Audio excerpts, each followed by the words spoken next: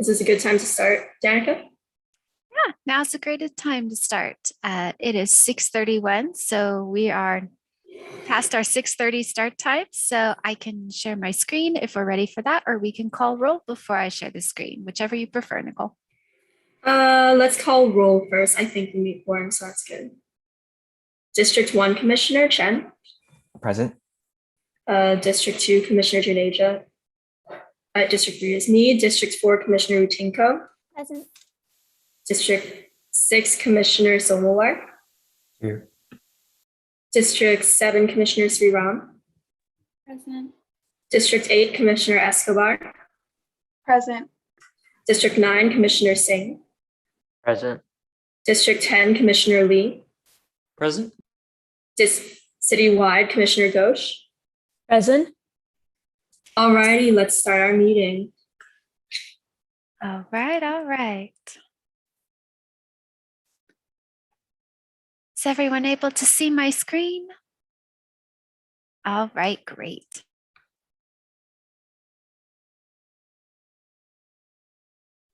So we've done our roll call. Nicole, is there any land acknowledgement today? Yes, let me pull it up right now.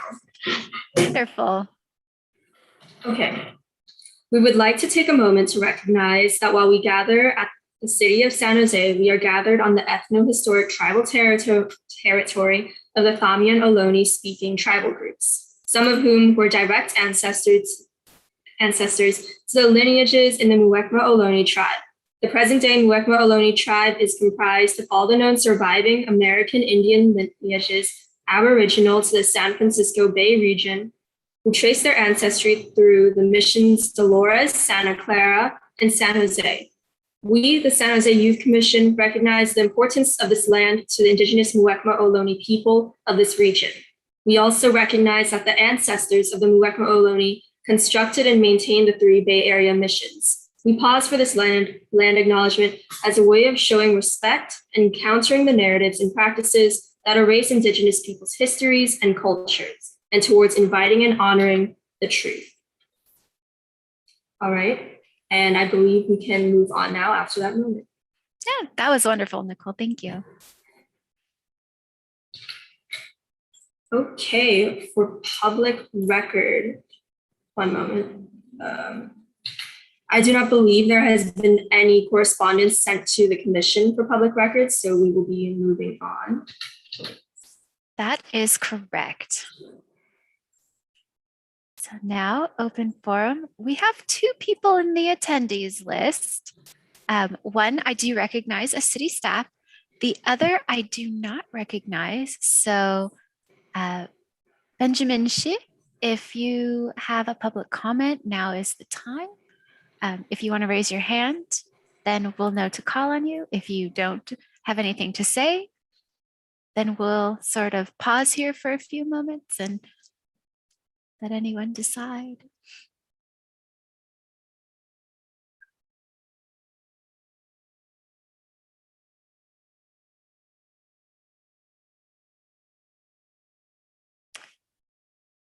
All right, seeing no hands, Nicole, I think we can move on. Yes, we can. So slide number 5, this is the consent calendar. I'm hoping that you all reviewed all the documents under this because we will be approving all of them in one sweeping motion. So on this consent calendar are last meeting's meeting minutes, the attendance record, all the district-specific work plans, the district-specific flyers, and project proposals, and letter to the District 5 council member to fill the District 5 vacancy, as well as approving Commissioner Ghosh's town hall schedule for this fiscal year. So at this time, are there any motions to approve the consent calendar items?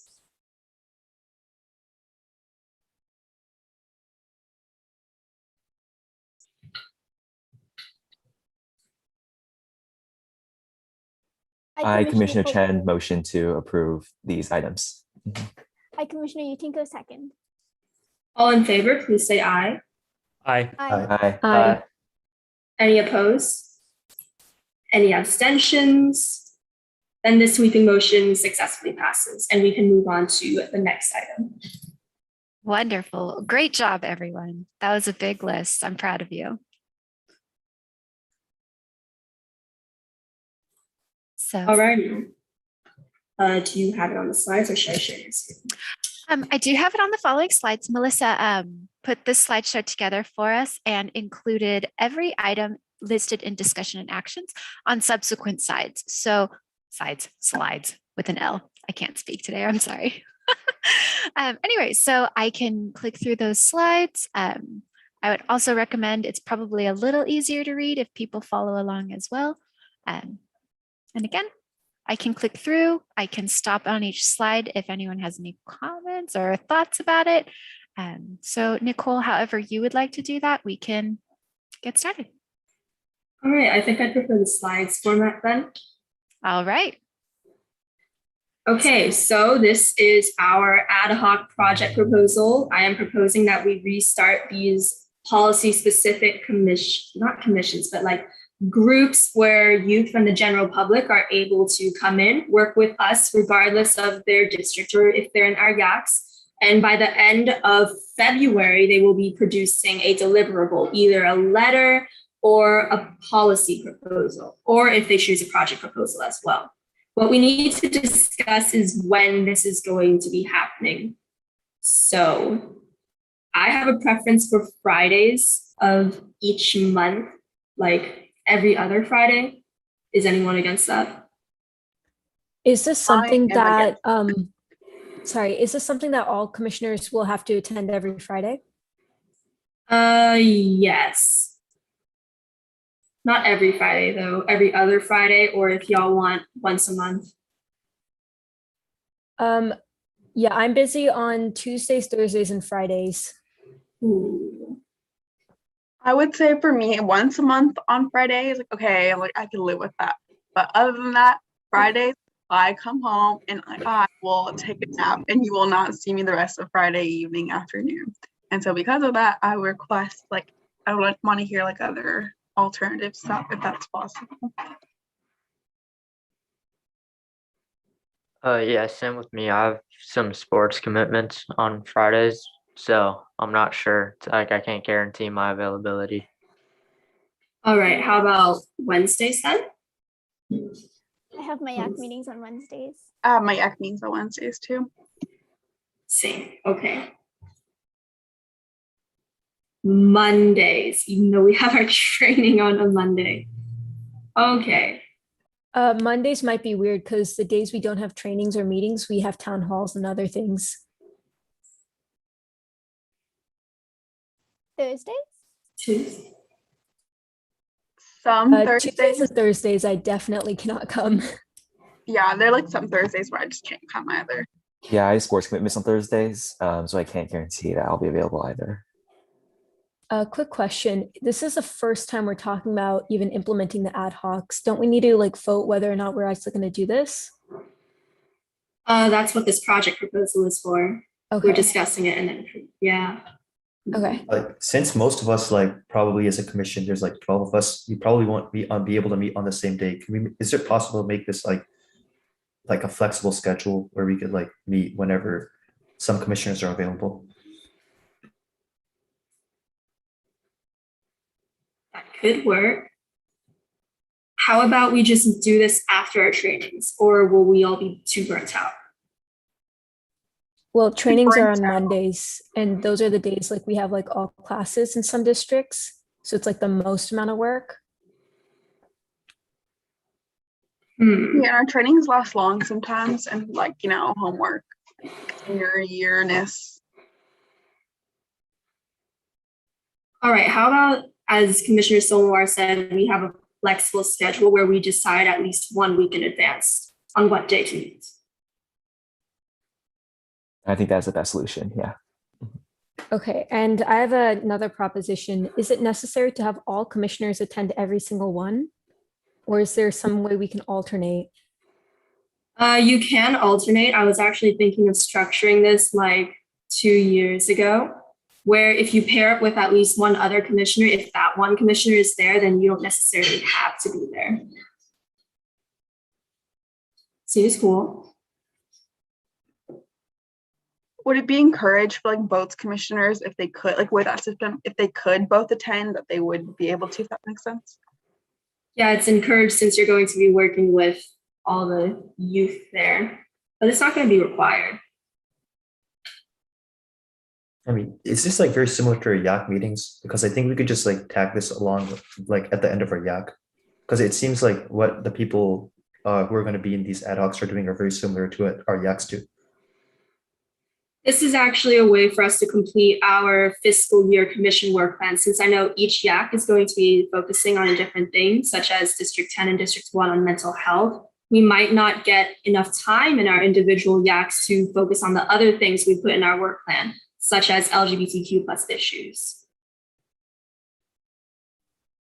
So with that, I would say the whole reason why we have town halls is to cover those issues that are not already covered by district yaks. So I'm wondering whether it's even worth it to have such a large time commitment added on to what we already do when we already are meeting our work plan that way. Back a few years ago in 2019 and 18, we actually hosted town halls and these ad hocs, since town halls typically produce letters and policy proposals, but they were less frequent. Whereas these ad hocs were like a way to squeeze everything into our work plan so that we could actually complete it and report it to the NSC committee. So I think But now that town halls are more frequent, what is the added benefit? Because this is putting on more work than what we would have had a few years back when you were saying we had town halls and ad hocs. The added benefit would be that we would actually be able to complete our work plan.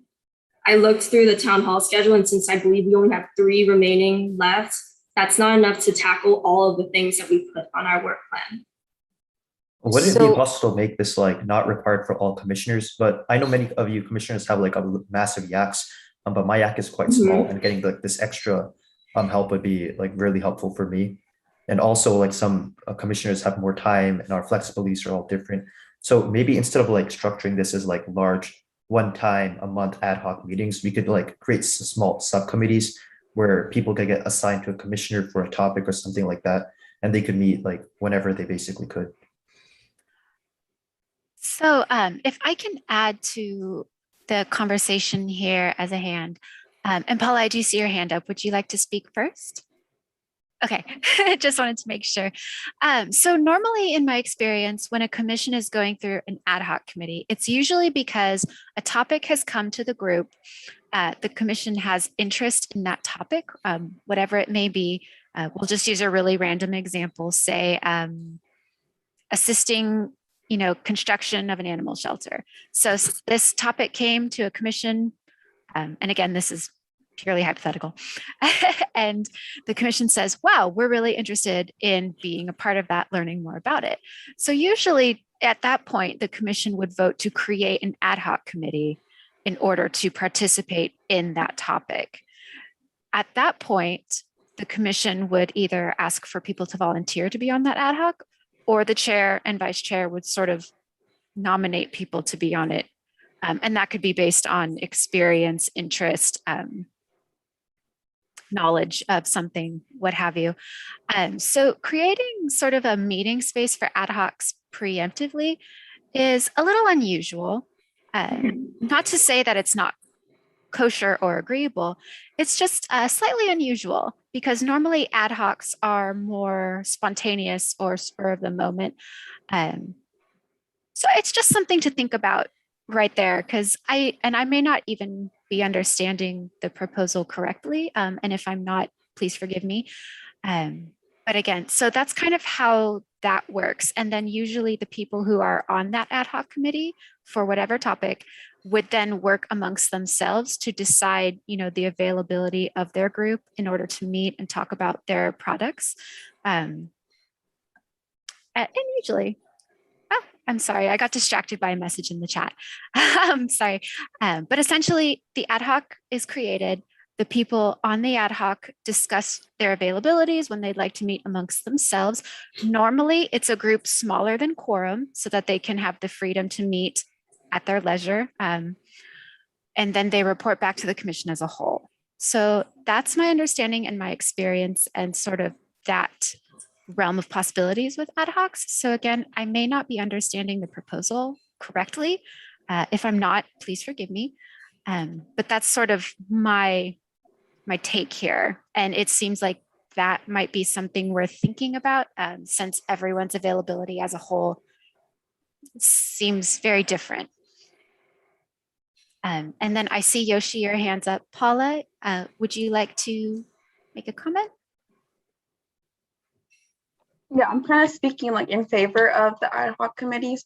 I think like kind of like an issue that I see with the town halls right now is that we're only reaching like a certain demographic of people. And it's like, because that's in the way that it's structured, it's like a one-time meeting that like we have, like we promote it like mostly within like our yaks, and like mostly like all the people who come are going to be part of our yaks. So we do have people who aren't involved in the San Jose Youth Commission in any form that come in.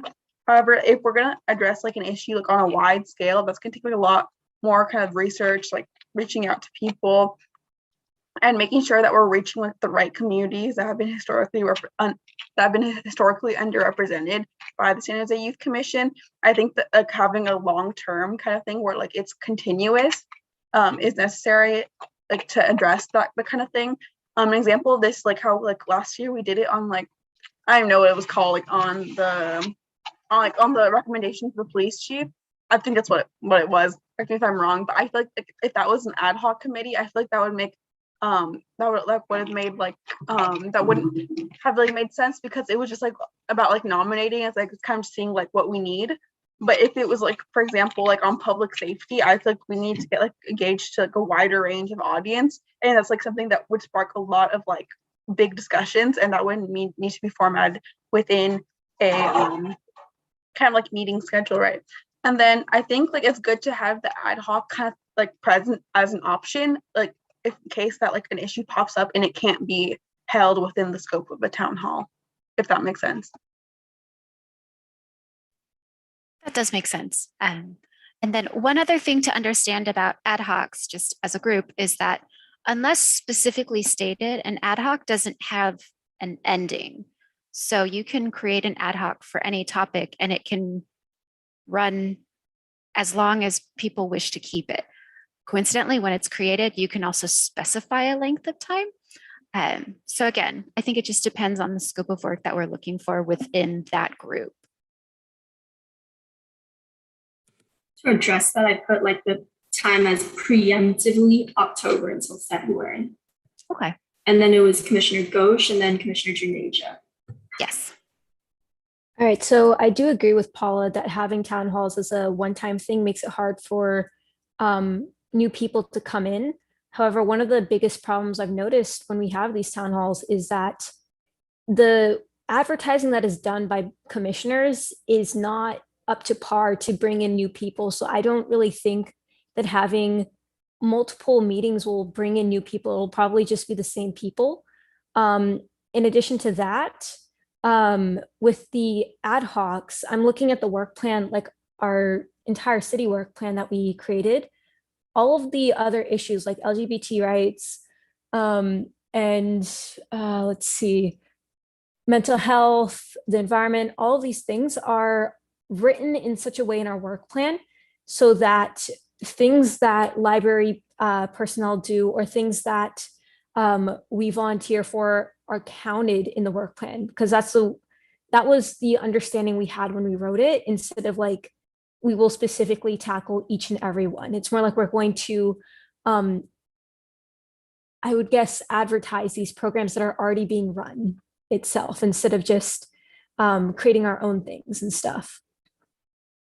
So with that, I'm wondering, when we were writing the work plan, was this something that we were always thinking of, or was this like just something that happened afterwards? Because I'm not really sure if the feasibility of adding this on to what we have in the work plan is worth it when we're already technically meeting what we wanted based off of what we discussed at the retreat. All right, and then Commissioner Juneja. Yeah, so I was lagging a little bit. I just had a quick question for you, Commissioner Wang. What would be the difference between an ad hoc meeting, like just on the functionality level, ad hoc meeting and a town hall? Well, with with a town hall, the commissioners create the deliverable on their own, whereas with an ad hoc, it's the commissioners and the general public. So we are educating youth on how to actively create a policy proposal, the research that goes along with it, instead of making it closed off to like ourselves after a town hall. And is there no possibility to just right, like the definition of an ad hoc is just like something when needed. It's not something that's like scheduled in advance, right? That at least that's my understanding of an ad hoc. So if we're in this situation where we feel like we need to hold some type of impromptu ad hoc or impromptu town hall like a few weeks in advance to meet our goals, I feel like that would be much better to scheduling it then, and from there working with the general population to then get all the benefits you do without running into all these scheduling issues that I feel like a lot of the commissioners are very apprehensive about. I feel like that's sort of the best of both worlds. I don't know what you think about that, Commissioner Wang. Well, to address the scheduling issues, we, as Danica pointed out, we would ideally have a set of 3 commissioners who can work together with the general public if all commissioners cannot make it, which is very likely. Commissioner Shen? Right. I just wanted to add on to this whole scheduling thing. I think that if we implement the flexible scheduling idea proposed by Commissioner Somowar, this won't be too much work on top of the town halls. I think it will be pretty manageable. And as a whole, I really am in support of this proposal in that it offers a lot more flexibility. I really like the idea of you choosing policy areas that they are interested in. As was mentioned earlier, Commissioners Lee and I have a focus on mental health. It'd be really valuable to have youth who are interested specifically in mental health policy area to be able to join us in our work. And I think that's a really valuable experience, and it definitely outweighs any cons. All right, Commissioner Ghosh. So my question is, like, what is the advertising plan for this? Because if they're going to have the flexible schedule, how are we going to let people know to come on time and things like that? Because already with just our first town hall right now, we've basically had none of the deliverables met by commissioners, right? And because of that, we're already being delayed. So if we're adding on this thing with an even like shorter timetable each time, I'm wondering, will this be something that is just going to be dumped on like you or me, or is it going to be something that all the commissioners can actually handle? Because as of now, I'm not too sure this is something that we can like positively do and actually have the impact we want. Well, since we would ideally be having 3 commissioners, we could leave the scheduling up to them. And since I believe I said we would schedule a week in advance earlier, we could just work on what is called outreach with the library department. I know they're really successful with getting fast outreach, since on the last survey they administered, they got like around 1,000 responses. So I believe in them. Yes, Commissioner Ghosh. To add on to that, based off of the rules for our commission, in order to advertise like flyers or posts or things like that as like a commission, this was something that we have to get approved at meetings, right? So these flyers and stuff, we would need to get approved at the meetings. And I'm not sure how well that's going to work if we need to send it in a week before the meeting, as well as advertise at least a week before the actual ad hoc meeting. Yes, so I've created a flyer that would be ideally approved later. It's a template flyer, so we can just copy and paste the date whenever the event changes, but nothing else on the flyer changes. The design will stay the same after our PR people have approved it. So to May my I understanding, interject for a moment? This is Megan. Could you guys create an ad hoc or some kind of group that would kind of work on making sure that everything is correct prior to approval? Like you could empower that ad hoc to sort of approve things rather than the general meeting if it's agreed upon in consensus here in the general meeting, so that we don't have to approve every single flyer, every single piece of marketing that has to go out. You would basically empower that ad hoc or group to sort of approve it. That might be an option. Danica, do you have any thoughts before I respond? So I honestly, I think my my thoughts here, for lack of a better word, advice here would be for all of you to think about topics that you really want to work on. For example, if one of the topics you really want to work on is mental health, then I recommend at a meeting, not necessarily this one, mind you, because it's not on the agenda, but at a meeting, creating an ad hoc of 3 to 5 people to work on policy proposals, flyers, advertising, anything like that together as a smaller group under the topic of mental health. And then whatever items that they collect, create, bring together, they can bring back and share with the commission as a whole. That way they can organize amongst themselves. They can find times to meet that work for their smaller group without sort of worrying about anything like that. And again, when an ad hoc is established, you can set a time length that people meet for. You can provide them with certain permissions, anything like that. But it's something that you should all really think about. If that makes any sense. I'm trying to think the best way to describe these things. All right.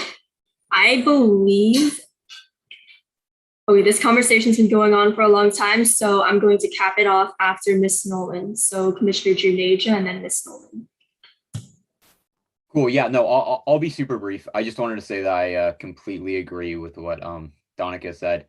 I feel like it might be more efficient if we do it like on a needed basis and approved at meetings versus a pre-scheduled basis. Just all the benefits without any of the harms. But yeah, I'm done. And then Ms. Nolan. Hi, sorry. Just wanted to say briefly too that just kind of looking forward to the commissioners, future in college or in, civil service, that a lot of ad hoc meetings is the way that other commissions are structured. And I think it will really give you all a little bit of insight into how government works and functions at a different level, and kind of gives you that experience too. So I like the idea of setting this as a precedent for youth commission for your future work going forward. Thank you. All right. Let's not stay on one thing for too long, everyone. We have 3 choices. The first choice is to approve this, and then we will pick 3 commissioners. The second choice was to have not approve this and have each one of us individually do our own ad hocs. And the third choice is to flat out deny the whole idea. So if there are any motions on the table. Oh, Ms. Rel. Wait. Sorry. Sorry, I just hit the mute button on accident. All right, Commissioner Escobar. For clarification, like which one would encompass kind of like we would do the ad hoc on an as needed basis? I think that's like where I align with more, but I feel like in those 3 options, that's not really what I heard. So can you clarify that? All right, the first 2 options of approving this and having 3 commissioners, as well as doing it independently, would consist of doing the flexible schedule. The last option is just saying no 100%. Can we add a 4th option? Yes. Again, we do it separate from the youth commission, where we would like run it. The topic gets brought up, like I don't know. I was going with racial justice, right? Racial justice ad hoc. Like someone comes and is like, oh hey, like racial justice is bad and racial justice is good, right? And like a public comment, and then we could be like, okay, we can make that an ad hoc. And so then we'd have like commissioners come in. We set up like a day with a flexible schedule, have like that. And so I'm not really hearing, because it sounds like with the flexible schedule option you mentioned previously, it would be like it would be kind of like implemented and we like have to do it. But like right now there's not any topics that are on the table to be created into an ad hoc committee. So I'm saying the 4th option like would be like we'd wait for one to pop up, and then it's like more on an as needed basis. Sorry, that's like so many weird words together, but hopefully that makes sense. Yeah, I think what Paula mentioned is actually a pretty good idea, because right now I think if we try to like say we have to get this kind of ad hoc done by so-and-so time, then we're going to run into the problem of like having to choose a problem which is already being covered or does not have enough material to run like a long-term ad hoc like group. So I think what Paula is mentioning as a fourth motion, I definitely would agree with that. Alrighty, commissioners, any motions? I guess just like a point of inquiry, the motion here seems to be quite confusing. Is it just like a movement to vote here, or do I need to list out all the options, or what's up? What I might recommend for a motion here is basically making a motion that the commission would create ad hocs when essentially a topic comes up that the commission really wants to address. For example, like Paula said, racial justice, or a great example from your guys' past would be when you were working for, action with the police. So, because we can't really foretell issues that would come. Yeah. And so when an ad hoc comes, it's like you said, Commissioner Janeja, it's usually a created at-will response to a certain topic that comes up that the commission really wants to work for or is very interested in. So I might say that was actually a really long thing. Sorry about that. For a motion here, I think I would just encourage people to say that, the commission's going to create ad hocs, I guess, on an as needed basis or an as desired basis. All right, well then I will move to say that the commission will create ad hocs on a needed basis. Essentially what Paula was Commissioner Escobar was explaining as the fourth option. Okay, then I, Commissioner Lee, will second that motion. All in favor, please say aye. Aye. Aye. All opposed, please say nay. Any abstentions? Then the motion to make ad hocs as needed successfully passes, and we can move on to our next agenda item. Yes, so bear with me, a few other slides here. Again, that was just the continuation of the proposal. So here on the second item. Alrighty, guys, you have to deal with me yet again. Okay, so this would be the December retreat project proposal, which is basically a repeat of our August retreat, but instead of like creating a work plan, we're just all checking in. And then after we check in, we just have team building activities. It should be a fun winter day. And on the next slide, you can see the actual writing for the project proposal.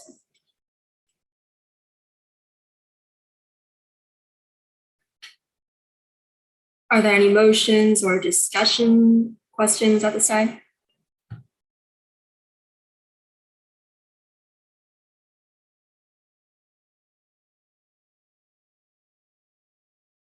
For clarification, is the date like for this set?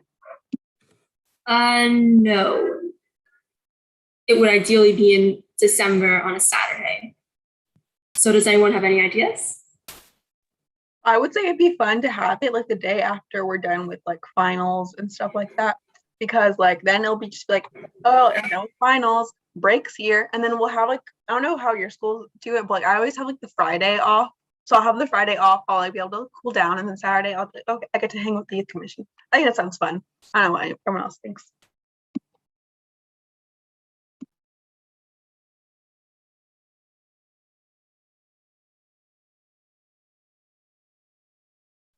Yes, Commissioner Lee.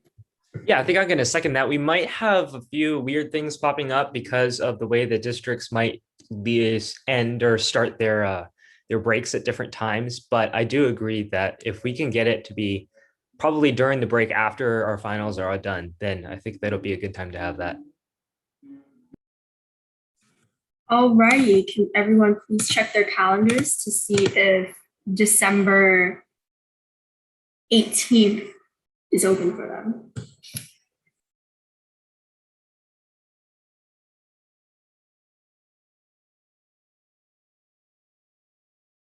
Sorry, I need to pull up my calendar and see like what day my school district like has our break. Also, is there like a time decided yet? I believe that is later in this project proposal. It was, can you skip to the next slides, please, Ms. Rao? It should be, all right, 11 a.m. until 9 p.m. might be a little excessive, but we can change the time frame. Okay. All right.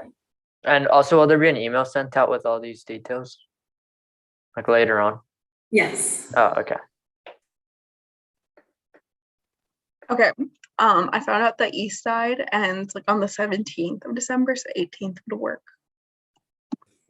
All right, and San Jose Unified School District also ends on the 17th. Commissioner Somawar, is your schedule lined up with December 18th? Yeah, it looks good. And also, I want to point out that many people are like traveling before the holidays. So I just want to ask any of the other commissioners, like, are you guys still going to be here? Just something to like check for.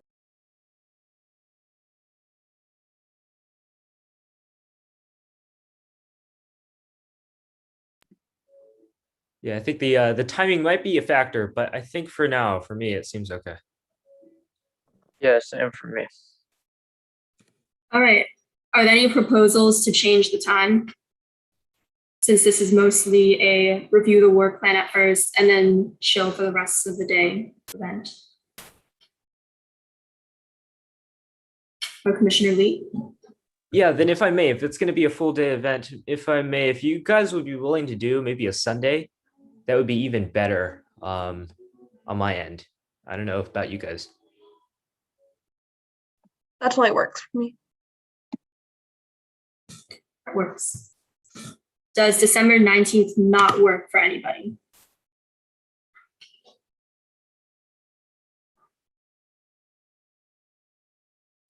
Alrighty then. So are there any motions on the floor to approve this project proposal for a December retreat on December 19th, Sunday from 11 a.m. to 9 p.m. since it's a full day event?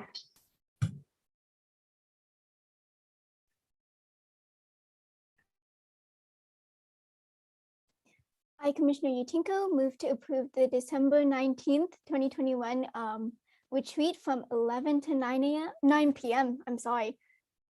Any seconds? I, Commissioner Somawar, second that motion. All in favor, please say aye. Aye. Aye. Any opposed, please say nay. Any abstentions? All right, then the motion unanimously passes and we can move on to our next item. Good job, everybody. All right, Amelia, are you ready? I am. Great. Alrighty, so this policy proposal was written by the District 4 Youth Advisory Council last year, and it urges City Council to consider converting all city vehicles, including mail carriers, garbage trucks, etc., into clean air vehicles. So the City Council prioritizes climate conscious attitudes, and this proposal could potentially encourage residents to live a more sustainable lifestyle. And in 2019 alone, the city spent between $204 and $386 maintaining each of its electric cars, compared to more than $1,600 for the average gasoline-powered car. So not only will this proposal, if enacted, be environmentally efficient, it'll also be financially efficient and cost-effective. And this relates to youth because, as we've seen in the COVID-19 pandemic, as many students have been learning from the comfort of their own rooms and homes, all the wildfires caused by climate change has significantly impacted our ability to access Wi-Fi and internet connection. So this proposal is very, very relevant to youth, even as climate change activism has been a really important factor into youth's lives. Any discussion points? Yeah, I have a question. What does it like when it says like a clean air vehicle? Like, what are the requirements for that? Like, does it have to be from a certain brand, like meet like certain like air quality standards or like mileage? I don't know how vehicle stuff work, but like I'm saying, like, is there any like requirements for the cars that they would use? Right. So in the policy proposal, I read through and it didn't specify anything. The only thing that it really talked about was how that it outperformed and that the battery of electric cars generates half the emissions of the average comparable gasoline car. So I believe that's up to the discretion of any committees that would work on this. Commissioner Juneja. I'm sorry, could you like briefly restate the policy idea? Again, I have like pretty bad Wi-Fi. Right. So this proposal calls for the city council to consider converting all city vehicles, so like mail carriers, garbage trucks into clean air vehicles. But the definition of clean air vehicle is a bit up in the air, as long as its general emission is lower than that of traditional vehicles. And so Okay. just- So sorry for interrupting you. Did you have something? Yeah, sorry, just real quick. So I just wanted to clarify that the inspiration behind this proposal was that Sunnyvale implemented a similar climate change initiative called Drive Electric Sunnyvale, and it helps the community reach zero emission vehicle targets. And by 2030, it's anticipated that 20% of all road vehicles will be zero emission. So the goal of this proposal is to hopefully steer San Jose into a more sustainable and reduced carbon footprint future. Did you have anything to add, Commissioner Juneja, or to ask? I'm sorry. I did just a little quick addition. So to the best of my understanding, I believe that the city has already started some of this process, right? Like recently, all airport vehicles have been turned into green, electric. They're slowly transitioning. But of course, right, city, massive, lots of vehicles. Very expensive switch, right, to just discard all your vehicles and switch them into electric. Not saying that it's not like worth it, but with a very strained budget after COVID-19, like a significantly strained budget, it does seem a little out of the realm of possibility for now. Of course, I don't see any downside to voting this up in the commission and just seeing how it goes, but just something to keep in mind that like the city is like very stretched on like a budget level, even for like necessities. So yeah, just wanted to add that.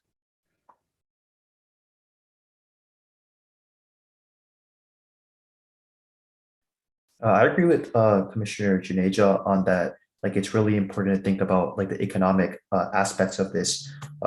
Even though that obviously this could be a really good policy for a city, we should probably see whether this would fit into the budget. So what would happen to all the vehicles that are already existing? Like, are there any immediate advantages of like in the policy proposal, we just say that this policy would only affect for like new vehicles that we are buying rather than all of the previous vehicles, at least for now, until we see like whether this would all fit into the budget. Right, so just to clarify, your question is, would the conversion of cleaner vehicles be negative onto the budget?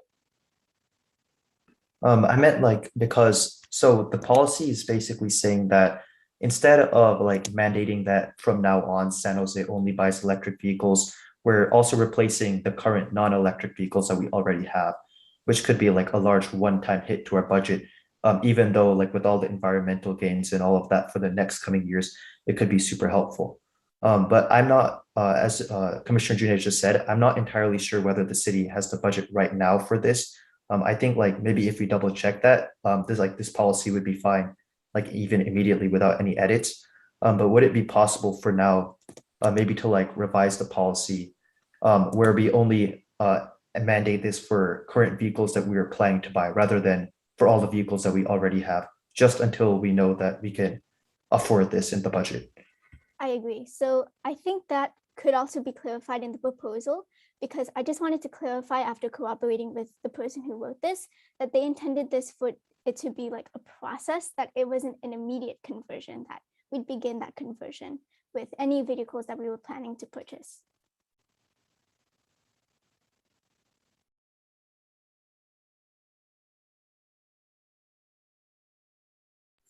Commissioner Sriram, did I see a hand up or are we good? No, I was just going to ask the same thing as Commissioner Somowar. All right, thank you. With that being said, are there any motions on the table for this policy proposal at this time? Wait. Okay, I just have to interject here at the end, but can we add something that like our goal, like I get like totally get like we should like not waste cars. So I think our goal in the long term should be to have like all the cars, like eventually cars just break, right? So I'm assuming that like every vehicle as San Jose has, like they're not going to be like forever lasting, right?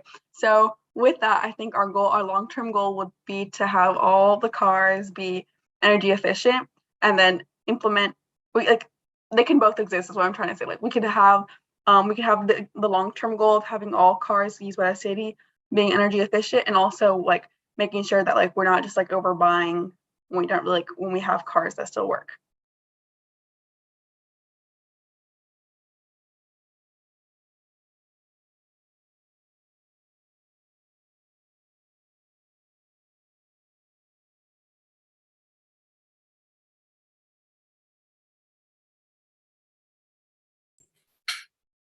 Commissioner Utinko, do you agree with Commissioner Escobar's point? Oh, sorry. Yes, I do agree. All right. With that being said, are there any motions on the table with any proposed amendments about Commissioner Utinko's policy proposal? I'm not sure exactly how this works. Would it be possible if, I don't know, like if we are ourselves capable to like economic analysis, but I don't know if the city has any like department that could like help us out and figure how much it costs. But if we can't do that before without taking like many months, I think that at least for now, maybe amending the policy to say that this will only be in effect for new vehicles might be like more conservative for in terms of just the budget. Ms. Bourne? Good evening, everybody. I'm Jill Bourne, the library director, and I'm going to talk to you later, but I couldn't help but try to pipe in a little bit. I think your question is a really good one. There is a team at the city that works on vehicle replacement and electrical vehicle program.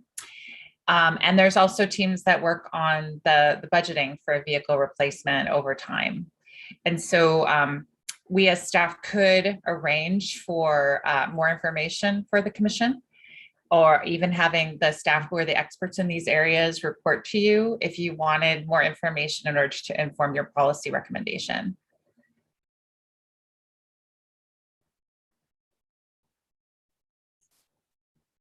I think that would be helpful. And so in that scenario, would like we table this for like, the next meeting and see if the person in charge of like, what is it, like the electrical energy vehicle, whatever, you know what you just said, that if they could come and like we could have our questions addressed by them at the next meeting.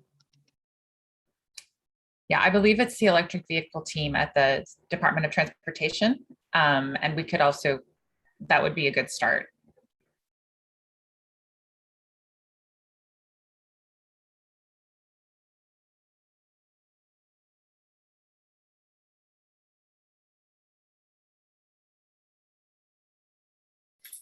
Thank you for your input in the chat, Commissioner Juminja. And with all the input we have so far, Commissioner Utinko, would you rather table this proposal for later, or would you rather put it up for a vote at the moment? I vote to table it. Alrighty. Do we need to motion to table, or are we allowed to slip by, Ms. Rel? You know, honestly, I've seen it done both ways. If you want to have a motion to bring it up or revisit it at the later meeting in October, we can definitely do that. It just makes it a little bit more official. So I think you all really like that part of it. So I think we can do a motion to revisit this item at the October 25th meeting, which will be our next meeting. Well, actually, let me really think about that. I don't know if we want to put it on the October agenda because I don't know how soon we can get our Department of Transportation team people over to come talk to us. So I need to see when they can come talk to us. For reference, I don't know if like what I put in the chat answers some questions. Like the city, which is why we might want to see if this is like even like worth the direction we want to take, because the city is like doing something called their green fleet policy, which is quite similar and already sort of sketched out on how to make this transition, which is sort of what I was alluding to earlier. I see. So yeah, I dropped that in the chat, and it has like a lot of similar elements. So in that case, and thank you for sharing that information. It is really helpful. I just opened the link. We can defer this to the October meeting, revisit it. All right. Are there any motions on the table to table this for the October general meeting? Commissioner Escobar, I make a motion to, table this policy to the next meeting. Are there any seconds? I, Commissioner Chen, second that motion. All in favor, please say aye. Aye. Aye. Aye. Aye. All opposed, please say nay. Any abstentions? All right, then we get to move on to our next agenda item. We do. And it is Amelia again. Are you ready to tell us about your other policy proposal? I am. So Great. this policy proposal was also written by last year's DFOIAC, and it recommends that the city establish sanctioned encampments for homeless individuals and provide services including but not limited to water and food services, waste management, mental health resources, vocational training, and help finding houses. Although I would like to clarify, because I know that budget is a very important concern that we have, is that this proposal is kind of like building the foundation for creating more permanent housing. So the expenditure costs would be much lower than permanent housing, and it would just create sanctioned encampments so the city can better identify who they need to serve and how to serve these individuals by linking social workers and other help that these people may need. Any discussion items? Yeah, so can you clarify, like, what do you mean by like if you're saying encampment, like what does that like consist of? Like how does that kind of like housing structure look like for like the, like how would that like, yeah, I just want to know how would that look like? Right, so this would serve as a scaled down version of a bridging house community, although it wouldn't provide actual shelter, it would just allow the city to serve as homeless individuals. So from my understanding, this means that it's just sanctioned encampments, meaning like it's a plot of land that's designated for these communities.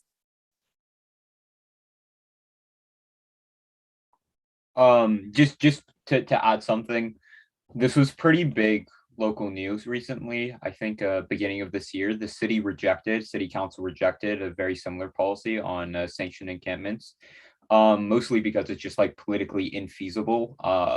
It's very hard to get votes. Like a lot of voters are very angry about the homelessness crisis, and like quite frankly don't want homeless people in San Jose. So the city council just hasn't been able to approve a sanctioned encampment policy. Of course, again, not a reason to like vote this down in the commission, but just wanted to let you know. And also, the Santa Clara County has been taking on a lot of this responsibility in regards to sanctioned encampments. The city fairgrounds was used during the pandemic as a sanctioned encampment. So I don't know, just something to keep in mind. But there are encampments currently, but the city doesn't seem to be very like enthusiastic about them.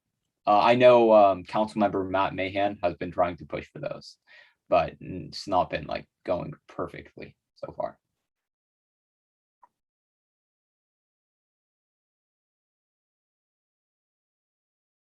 Okay. Sorry, but I looked up what, I can't even say it, how do you say it? Sanctioned encampment. And so let me like make sure I'm hearing you, Commissioner Yatinko. But so basically it'd be like, you know how like you walk out in the street and you'll see like people like living in tents and stuff like that. So in this case, sanctioned encampment would be like basically like a plot of land where like the people, like it'd be reserved for them to like for their tents to be there, is what I'm hearing. And like at that same location where they would have their tents and like their wherever they have like their belongings, that's like where they would also provide stuff like resources like for like mental health and like is that, I just want to make sure that like this is what the same thing that we're talking about. I hear you, you're correct, yes. So from my understanding, this proposal is kind of helping with the climate change initiative that the city council is pushing for, so they can identify like how to clean up these areas and create better services for these people in the homeless community. Anything else?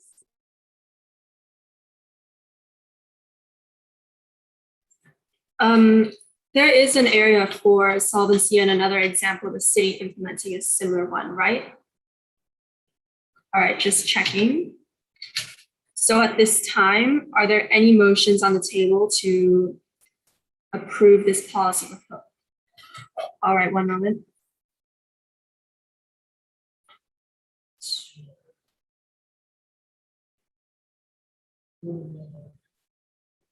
Thank you for your input, Commissioner Juneja. Has everyone had time to read what he put in the chat?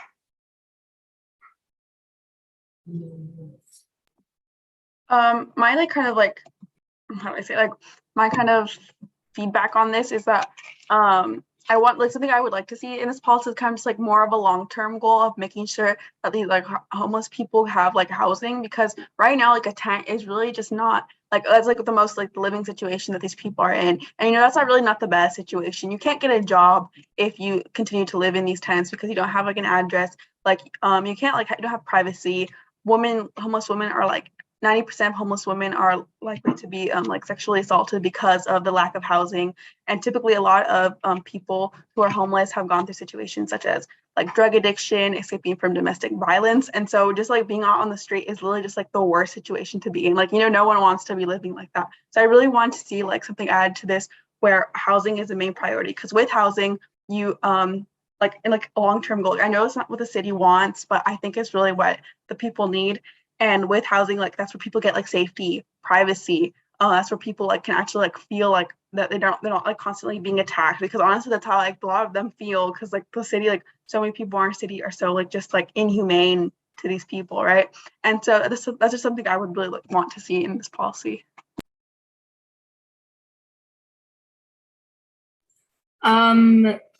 Mr. C, is that how you pronounce it?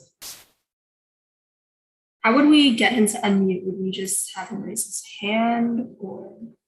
I have a magic unmute button as the host. So if we're at a point where we want to hear a sort of voice from the public, we can allow him or allow them to speak. Yeah. Up to you. I believe they are the primary author of the resolution, so it would be a good idea. Okay. As a member of the public, we are going to be limited to 2 minutes, if that is okay. All right. Hi, thanks for letting me speak. To that point, this policy was meant to work in tandem with other policies. It wasn't meant to be the be-all end-all solution to homelessness. So obviously, we would like to see more permanent housing. It's just considering, right, the restraints in the city budget and the fact that construction takes a long time and may not be able to service everybody. Having sanctioned encampments are better than nothing at all. Thank you.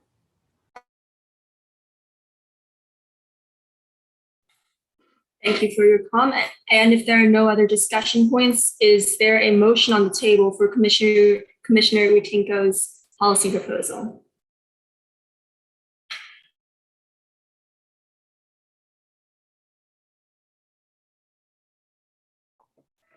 Point of inquiry again. Do we move to vote or do I move to pass? I don't really know. Oh, you move to pass. Okay, well, I'll move to pass, but I have a differing opinion. Like I don't want to pass it. So you can always make a motion, and depending on what it is that you would like to change or anything like that, you can always put a motion on the floor to approve with whichever edits that you would like to propose, and someone can second and we can move on. But it could also be that no one seconds your motion and it sort of fizzles out, and then we continue for a different motion. Does that make sense? So whatever your motion is, you can definitely propose it. I don't really have any addition. It's just simply that the city just voted on it, and it just doesn't really seem to like make a lot of sense, especially in tandem when they did like a full staff analysis saying that sanctioned encampments weren't really effective and they didn't have enough resources. That's my opinion. So I don't really have any like amendment to it. I'm just like not in support of it. Like in response to, I'm sorry. You can go. I'm sorry. No, you can go ahead. Well, thank you. Sorry.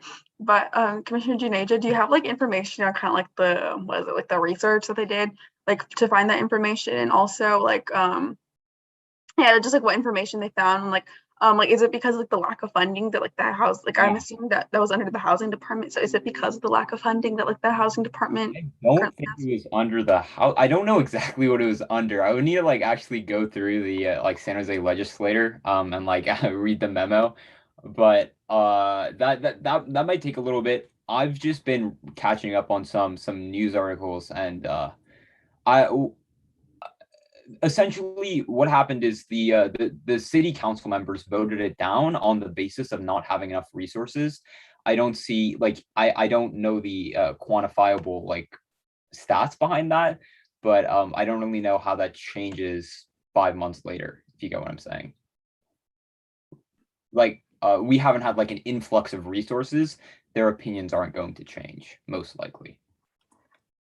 Like in response to Commissioner Juneja, I think that like the idea of this is like something that most people in San Jose agree upon in just terms of like basic humanity. But from what I understand, like the reason why like lots of projects like these face a lot of opposition is because when we look even within San Jose, let's say that city council does approve this, it's kind of difficult for each individual city council member to decide which district is this going to be in.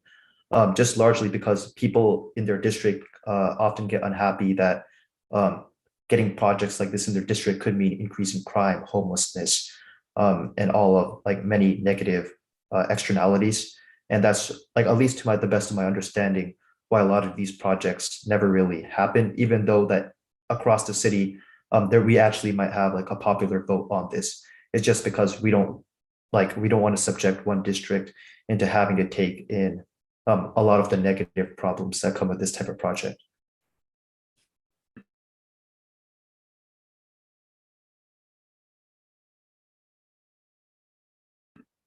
So I guess like the main point I'm trying to make is that if we all agree that this is something that's beneficial for San Jose, I don't see any reason why we should not vote to pass this, even though we can all maybe even think that it might be unlikely if this actually does get voted on and happen.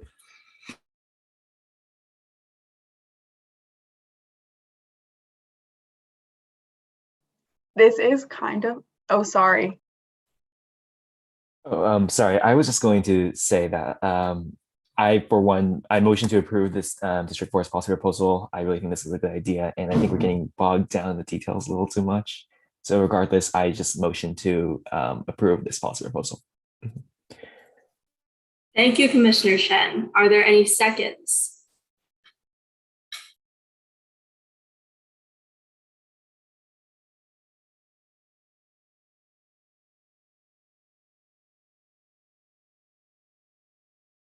I, Commissioner Somawar, second Commissioner Chen's motion.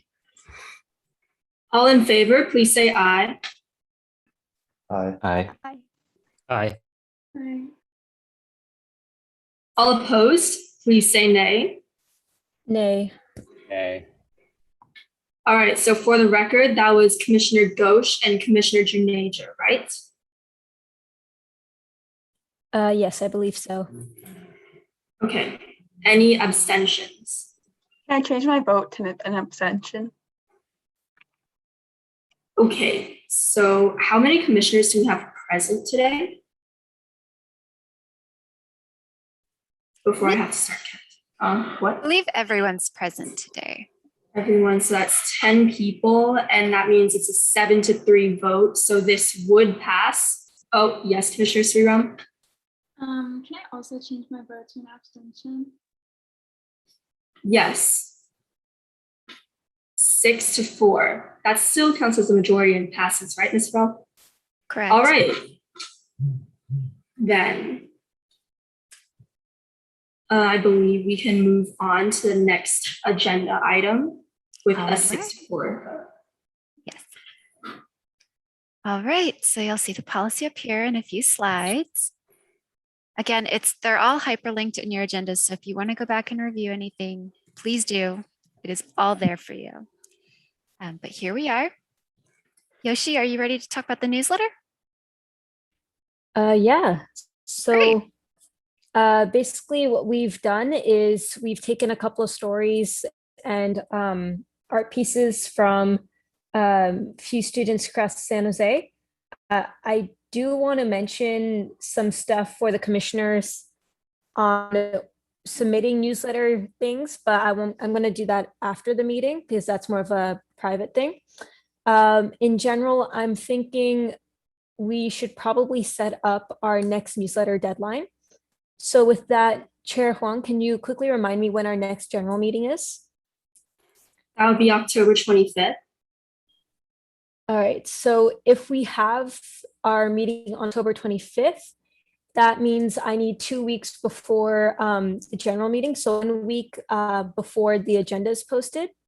And then, of course, the week ahead of time to get things in order. So the tentative deadline is going to be October 11th for people to submit things to me. However, I do also want to quickly mention that there was a discussion on whether or not we would be putting the newsletter more as like a website thing on the library website. So this may change, but as of now, I think that is pretty much it. Has everyone seen the newsletter so far? Okay, cool. So I think that's pretty much it. Other than the deadline, the other things I'll talk about after the official meeting. And just on the off chance, raise your hand if you haven't seen the newsletter, because Melissa did put it on subsequent slides for us, so we can just go through them really quick if anyone needs a second look. Yoshi, if that's okay with you. Yeah, I think that would be good, especially for the attendees, because they may not have seen it before. Okay, well then I will just sort of click through the slides, Yoshi, and tell me when you want to go to the next slide. Okay. All right. Cool. So this is the new newsletter format. The color scheme has changed, obviously, because we are no longer part of PRNS. It's just a pretty basic blue theme now. But other than that, I put our work plan goals and all the upcoming events and articles on the front page so people can just go to what they would like. Next slide. So at the top, we see a really nice article written by Commissioner Utinko about one of the clubs at their school. And then, of course, we also have a quick note about when the Youth Advisory Council orientation is and how to get involved with that. Next slide. Over here, we're just continuing the article from Commissioner Utinko, as well as a quick note about the Civic Engagement Town Hall that we are running in November. And we've also started putting in some art pieces. I believe this is from District 6 from Commissioner Somawar. From his district, not like specifically from him. Next slide. Over here, we have some art pieces from District 1, which was submitted to Commissioner Chen. On top of that, we have a quick, very interesting review on a very popular anime, Attack on Titan. So I guess have fun reading that if you'd like to. Next slide. Continuing that article, and then some art pieces from District 10. Next slide.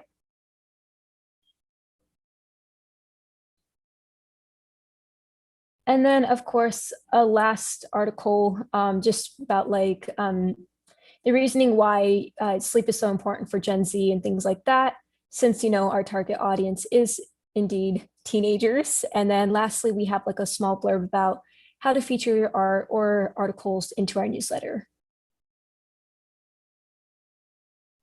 All right, and with that, I think that's it. That's all the pages.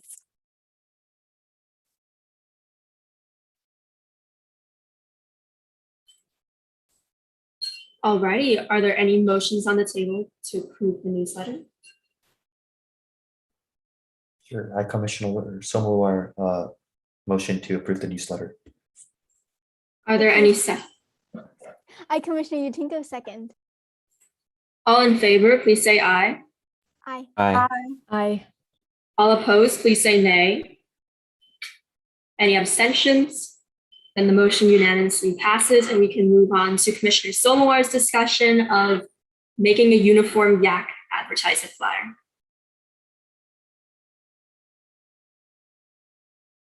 Okay, so I guess I'll get started.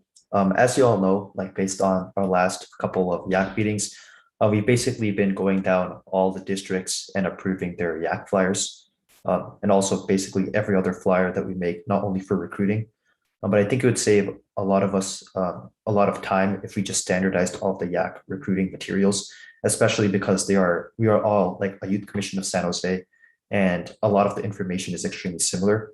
I'm not really sure like which current flyer we should use to standardize. I think that's something that we could take a look at together.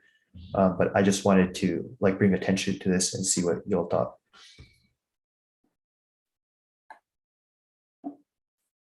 Great.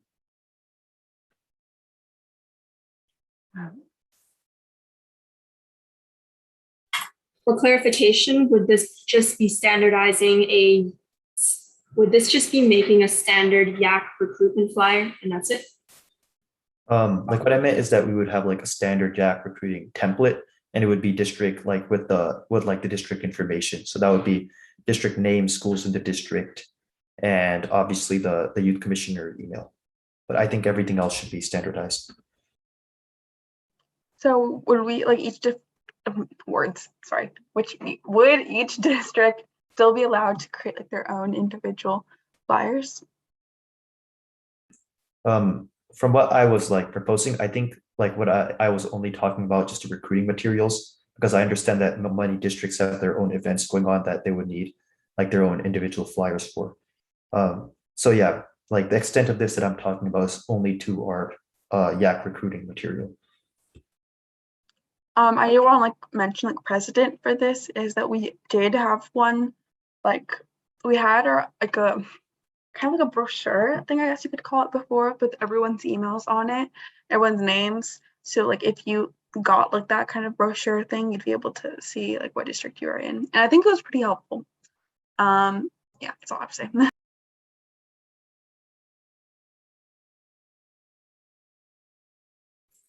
About that brochure, Commissioner Chen, you're working on that, right? That is correct.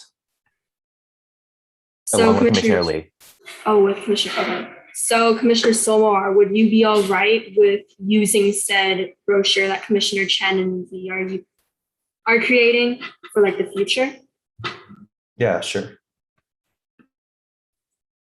Alrighty, and we'll just have to update it on an annual basis to reflect changes in commissioners, right?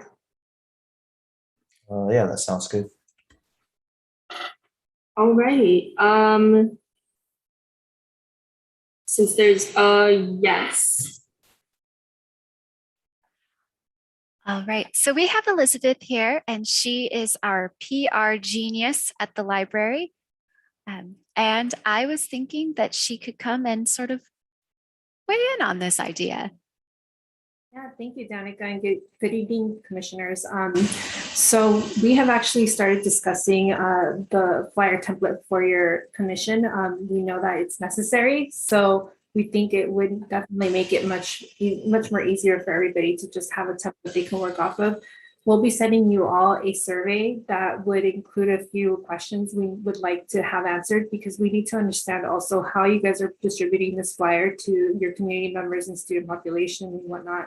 So once we get that survey sent out and we receive your answers, we're going to pull together a template that hopefully will work for all of you and will make it much easier to draft your flyers for any announcements or upcoming meetings.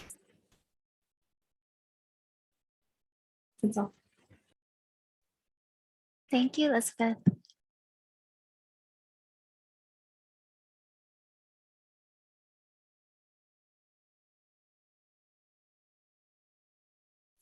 Alrighty then, instead of a motion, should we just defer this to whenever our amazing PR person sends us that survey? Or so I don't think we have to defer. I think really what this item was on the agenda is to have the commission have the allotted time to discuss moving to a standardized template first and foremost. Do we want to, do we not want to? And then whatever the outcome is for that, the group can decide to use and move towards a template. So that's pretty much what this agenda item was talking about, is that, you know, do we want to move to a standardized template? Seems like the answer is yes. And in that case, you know, we would move towards making that happen.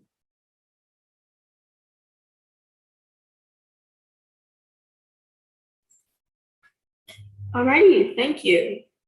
So I feel like the motion here would just be a motion to either move or not move to a standardized template, and then a second, and then we'd be good. alrighty, are there any motions at this time?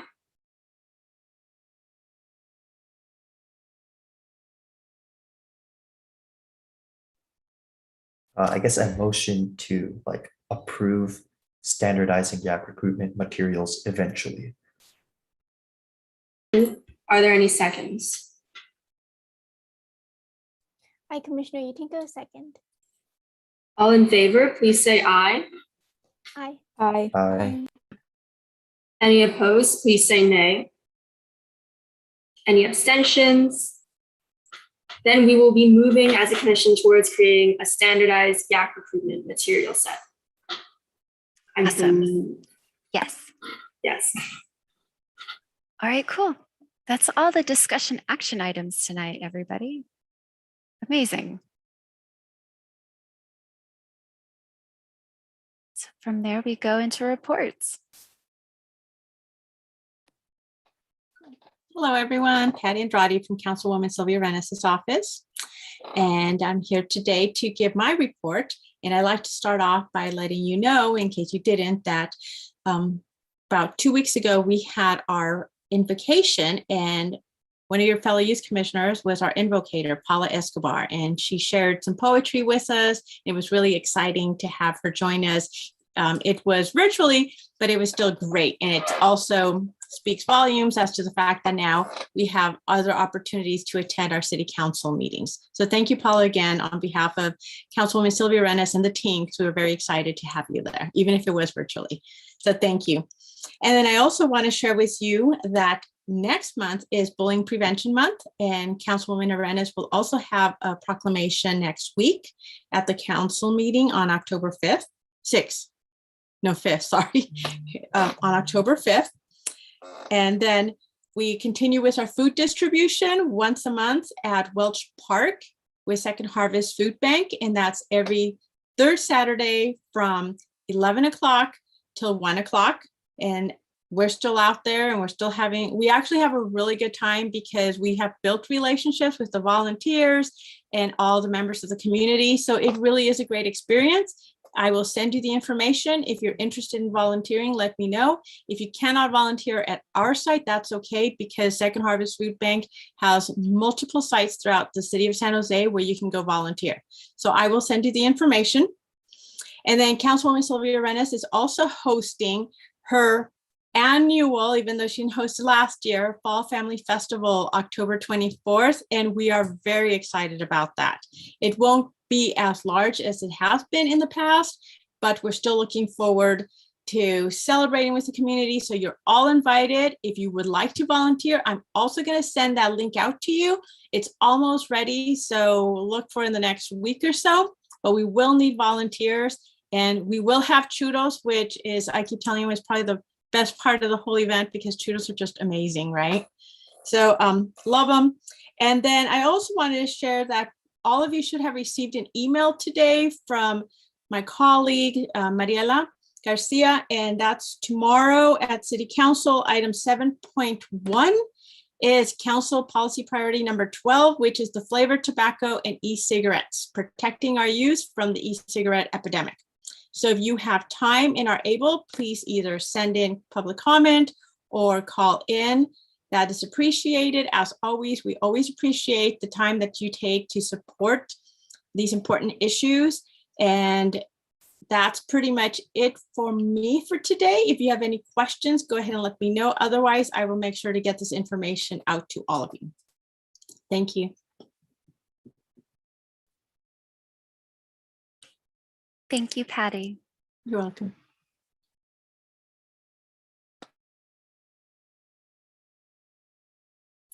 At this time, are there any questions or comments for Ms. Andrade?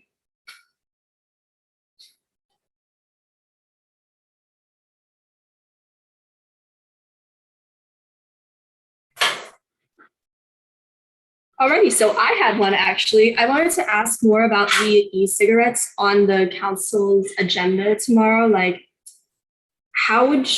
what would the preferred action for public comment be? Do you think it would be better to submit an e-comment or to actually call in if we're available? If you can call in, that is the preferred method.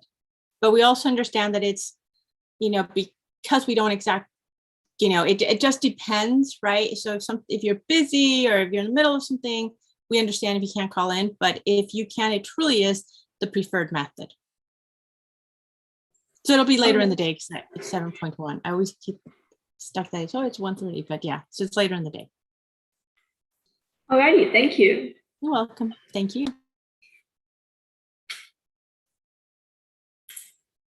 If I'm correct in assuming there are no further questions, I believe we can move on to the San Jose Library report. That's right. Good evening again, everyone. It is so nice for me to finally meet you all, and I look forward to working with you throughout the year. I have some exciting updates from the library. First, the library hours are expanding.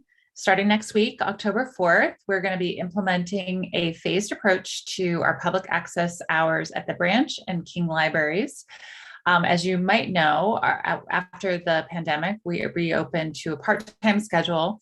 Branch hours will be expanded from 33 to 39 hours per week at branches, and the King Library from 45 to 52 hours per week. The new hours at the branches will be Monday, Wednesday, Friday, 1 to 6, Tuesday, Thursday, and Saturday, 10 to 6. And the King Library will be open Monday, Wednesday, Friday, Saturday from 10 to 6, and Tuesday and Thursday from 10 to 8.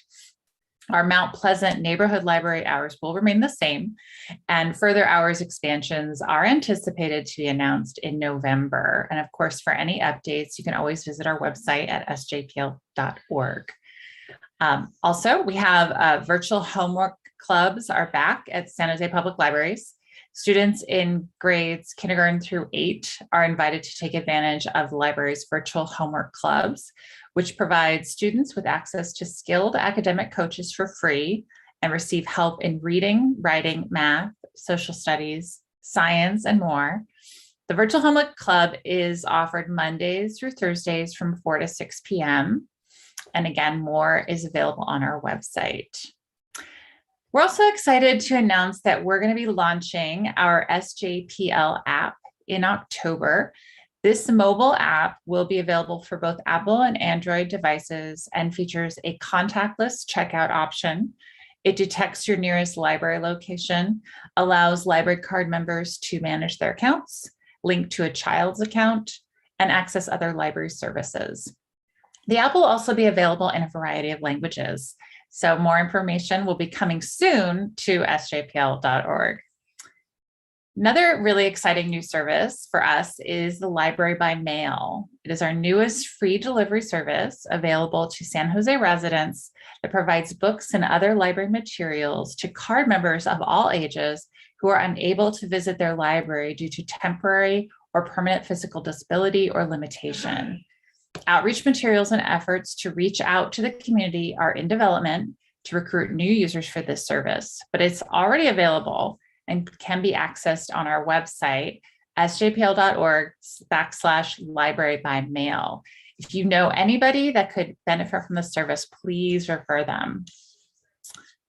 Also, as we recover from the pandemic closures, we're pleased to report that teens can still volunteer virtually and gain volunteer hours for school. The teen book reviewer is one position where you can review books on our library website. We also have positions for teen short story editors to write short stories, and the Teens Reach Youth Council for the library. You can visit sjpl.org/volunteer for more details. And then lastly, our Teen HQ is conducting auditions for its 3rd theater production next week this winter. Connect with Ebony Harris at the Teen HQ for more information. And that concludes my announcements. I'm happy to answer any questions. Thank you. I had a question about the 2 homework clubs for children grades K to 8. How would one sign up for that? Or is there a process or an application? I believe that you can talk with Lizzie in the Teenage Q or the children's room or any of the youth services librarians. And also on the website, there's access to our volunteer services unit. But I don't know if Miss Lizzie is on right now, if there's a better answer to that, or Megan. I've got it, no problem. Yeah, you can visit sjpl.org/homework club to sign up. You need to sign up 24 hours in advance. There's no application. You just need an email address, and then we send you the login information from there. That's great. Thank you. You're very welcome. Adding on to Commissioner Huang, I have a question about the Teen Reach and Homework Club. Is there any flyers or outreach material that the commissioners can share with their yaks? That's a great question. I will follow up with you.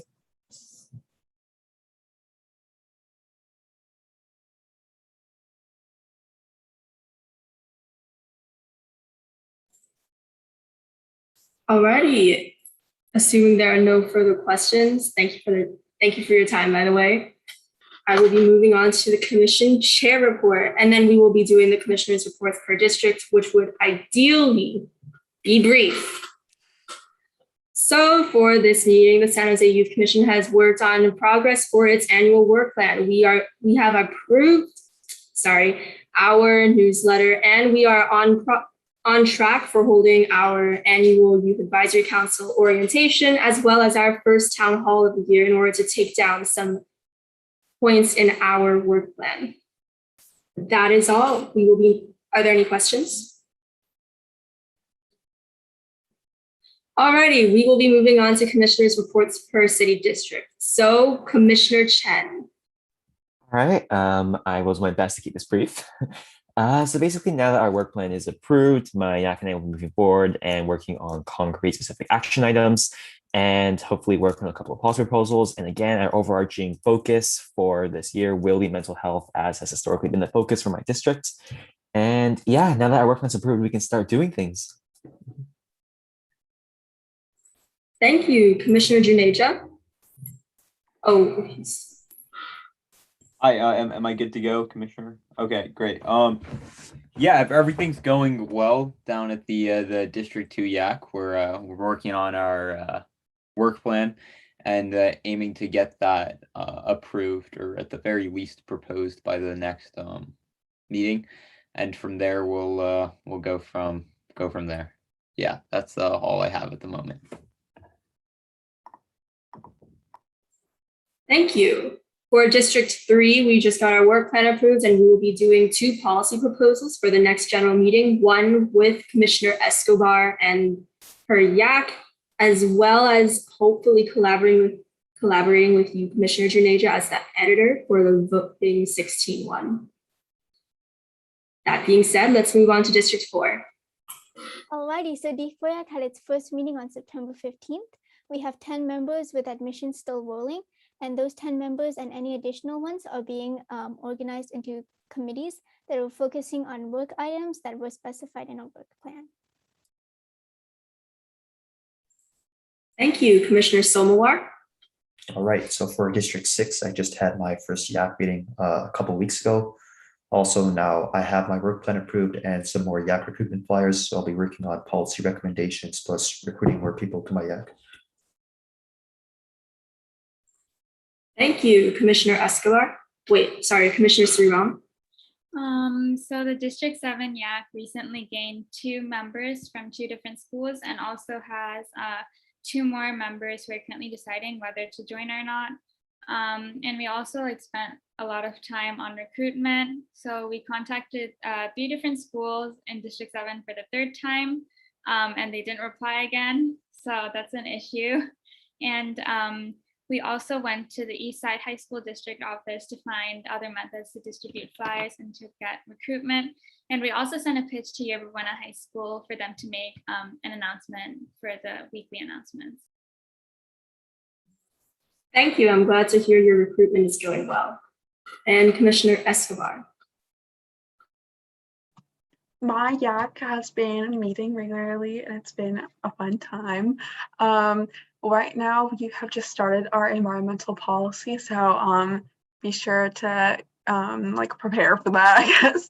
And yeah, we have gotten 3 new like people come and reach out to me to be part of our YAC, and so we're definitely rolling in. I'm really excited to see what we accomplish together. Thank you. Commissioner Singh. I mean, technically, officially, we haven't had our first meeting yet, but I've reached out to many schools with good response too. So far, I know that we have around 6 members, and they're from Lee and Branham High School. And I mean, I know most of these members have worked in the past, and we're thinking of creating an environmental policy pretty soon. So yeah. Thank you. Best of luck with your policy proposal. Commissioner Lee had to leave at 7:30. So for our last commissioner, Commissioner Ghosh. All right, so I'll keep mine pretty brief. Pretty much we are on track for the town halls. We just approved our flyer, and we also just approved our first newsletter for the 2021-2022 term. And so with that, that's pretty much it to the reports that I have. All right, I think that concludes our reports and information only section. It sure does. So items for future commission meetings. Hold on, let me get my notes out. District 1, do you have anything for the upcoming general meeting? Not at this moment, no.